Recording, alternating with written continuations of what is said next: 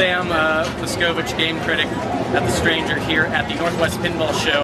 Now, you actually own one of the tables here. Which table do you own out of all these hundreds? I actually brought 7 games here. So the one that you saw was Twilight Zone, but I've got a whole bunch lined up here. Which one is your baby? Twilight Zone. Tell what was about the table that makes it so awesome or so rare? What about it makes it like a hit? It's got the most toys on it of any pinball machine. It's got a working gumball machine. It has a ceramic ball that is not controlled by any magnets on the field. Just those are 2 or 3 things out of many. But my name's Alan. I live out on Lake Taps. I've got about 12 pinball machines right now. I've had as many as 16, but you know, they kind of take up space, so you gotta kind of pick and choose what you can keep. Table, which would be the hardest to part with, if any? That'd be a Guns N' Roses. I don't really expect to sell it, but you know, for the right money I will. But it's awesome. I walked in the room and I was just blown away by the machines and everything that was here, the people that are also stoked about it. Are either of you particularly big into games or pinball or anything? We're obsessed with pinball, and we met at a pinball machine. You met at a pinball machine? You guys should totally kiss here at the pinball show to show your pinball love. You gotta see it. Oh, that is beautiful. I'm Dominic, and I live here in Seattle. And so, tell me what you're doing here. I see you tinkering with a lot of machines. What exact kind of work are you doing? Basically, are you just fixing machines that break down as it happens?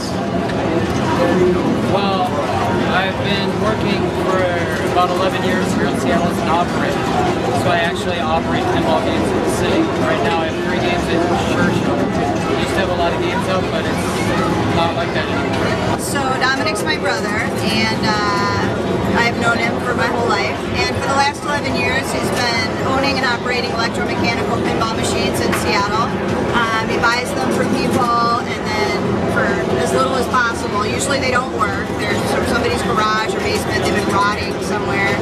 Brings them in, fixes them up, takes hours and hours, and a whole bunch of schematics and weird stuff I don't understand. And then tries to put them on location around Seattle so that people can play them. Support local businesses, support local pinball. Play pinball. I talk to Mr. Steve Wiebe right now. First off, I'm gonna ask, when you look at all these pinball people, do you just scoff and think they're not playing the real stuff? Actually, I like pinball. I never got really good at any games, but I think it's cool. And any games are good by me. How's it felt to have people come up to you and talk to you and say anything about the movie? Is that just weird, or how do you feel about all that? Yeah, it's really strange. I didn't think when they were making the movie, I was wondering how are people going to care about this. I actually asked the director that. I go, is this going to be something people care about? It's like, you know, we'll see. Talk of a fictional recreation of the film.